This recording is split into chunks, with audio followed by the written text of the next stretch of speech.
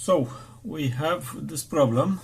We have chip 3 volts, read ID. It's okay. Yes, it sees that it have 3 volts, but address size 4 byte, VQ V25Q512. It's wrong, and when I press read, I see not set or change. Okay, so how do you solve it? We check first.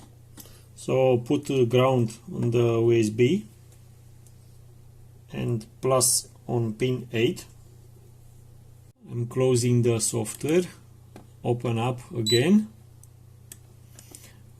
select SP25 flash 3.3 volts and press read ID.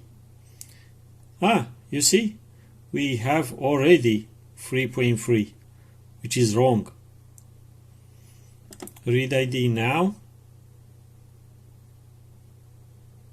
Again read ID, and is dropping.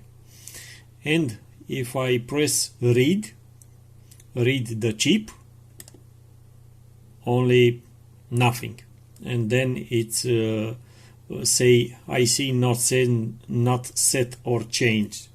So it says that my SVOD programmer is kind of have problems. Let's open up